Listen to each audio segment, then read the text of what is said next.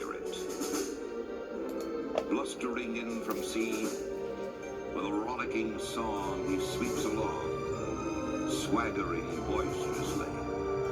His face is weather-beaten. He wears a hooded sash, with a silver hat about his head, and a bristling black mustache. He growls as he storms the country, a villain big and bold. And the trees all shake and quiver and quake as he robs them of their gold. The autumn wind is a raider, pillaging just for fun. He'll knock you round and upside down and laugh when he's conquered and won.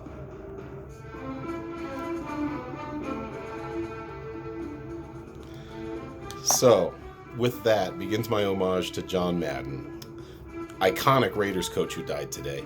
Now this is my second take on this video, and you can see I'm still pretty emotional about it, but I really cried a lot in the first take of this video because it's just not so much the loss of a human being. He was 85 years old, he had a great life, but I do miss a lot of what football used to be, and I'm watching they're showing a bunch of scenes during this music, and then we heard our poem about the hated Raiders, but I miss these guys playing on grass,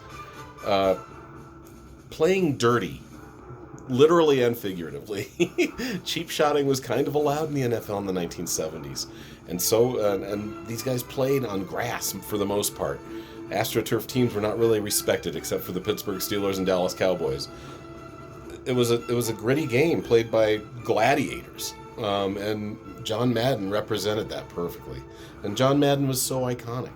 I mean, I'm looking at this picture of him right now. He's got a shirt and tie on, but his hair is really long. He kind of bridged the gap, in my opinion, from those 60s, those 1960s stodgy coaches who wore ties and blazers on the sidelines, to the Bill Belichicks of today that wear hoodies.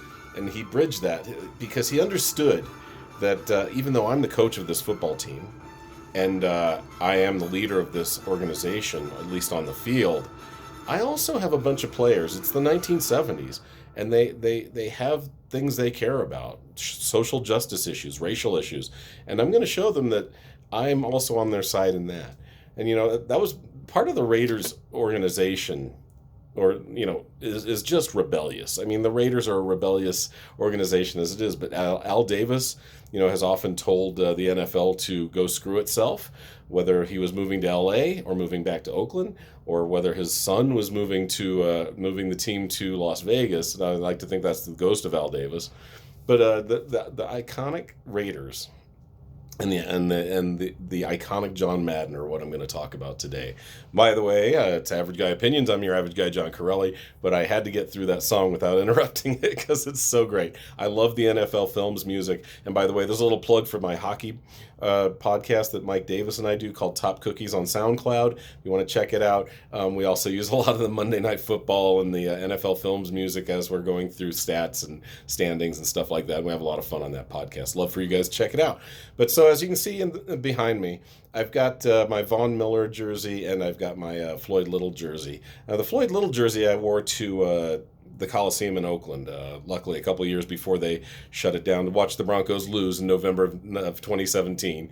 But as you can see, the color scheme has changed. It's a lot more bright orange than it used to be. Back when I was a kid, it was almost red. It was. I mean, I think they technically call it orange, but it was a very, very red orange. So the jerseys changed throughout the years. As you can see, the number scheme has changed. I do have a lot of great stories to share with you about the 4 times I've been to Raider Broncos games. All 4 are losses, but I might go to a part 2 to do that. For now, let's keep talking about John Madden and what he brought to this wonderful game that as much as I try not to love it, I always will. I'm trying to look at other sports and say, oh man, they're so much better. They're not. Football's still a great sport, but I think in the 70s it was an even better sport. These men these gladiators that played these games, they didn't get paid like the guys do today. And frankly, the owners didn't make the money they did today. It was kind of more of a risk to own a football team back then. You didn't have to be a billionaire to do it. And you certainly weren't a millionaire if you played in the 70s. I don't know what the top wages were, but they were certainly, most guys made 5 figures. Some guys I'm sure made 6 figures, like the Kenny Stablers and the Terry Bradshaws of the league. But most guys made around $25,000 a year. And that was good money in the 70s, but it wasn't obscenely good money. And most of those guys, if they could were lucky enough to walk away and not limp away from the game, they would probably try to be smart, buy a house with the money they made because they could. Well, hopefully sock some of the rest away, and then do something fun or whatever they went to for college as their retirement. That's the way it worked. I mean, these guys now, you sign a 2-year deal worth $20 million, you should be able to make that work for the rest of your life. Buy $1 million home and save and invest. But anyway, back to why I loved that time. For one thing, it was a great time for me and my father. Even though my parents had just gotten divorced in 1974, the first game I went to was in 1975. Raiders Broncos. Like I said, a very different time for everything, for the country, for the sport. For everything. But John Madden was on the sidelines of that game. And they had all those iconic Raiders. Kenny Stabler, Cliff Branch, Mark Van Egan, Dave Casper. Oh, geez. Who else? Ted the Stork Hendricks. Phil Filippiano. John Matuzak, who later acted in a movie called Caveman. Lester Hayes, so much stick him on his hands, you couldn't even get it off of him, back when things like that were legal. So it was, and I remember the game pretty vividly. The Broncos were up 17-7 in the third quarter, and the Raiders just came roaring back. That's when the Broncos were just starting to think they were good, and they didn't take care of business in the second half. Ended up being 42-17, but it was still a great thing, and it was very different. There were no women at the game, and then I'm not saying that's a good or a bad thing, but it was different. It was just a different time. People were sort of dressed up, except for the one insane guy, a Raiders fan who would just stand up in the middle. Back then, we just sat down. We sat down. Once in a while, we'd stand up and applaud if the guys did something right. For the most part, we sat down and clapped. It was almost like theater. But there's this one guy, he looked like Charles Manson, Raiders fan. He's all skinny, $120, couldn't have intimidated me, and I was 8 years old. But he'd get up and just start cursing at the refs and at Madden and the Raiders, just in the middle of nowhere, just stand up. It was hilarious. It sounded like the Witch of the West. But that was a Raider fan back then, and that was what we enjoyed. And the guy was like, "Sit down." He's like, he didn't even care. It was just hilarious.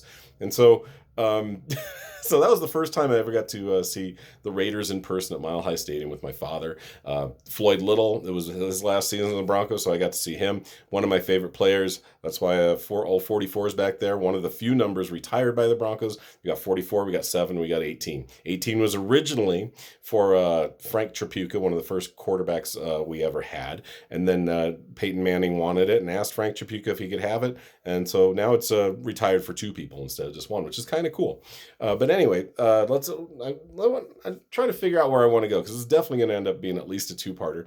I guess let's go to Madden for the last 2 minutes, because this is what I originally wanted to talk about. Like I said, it's so iconic, so successful.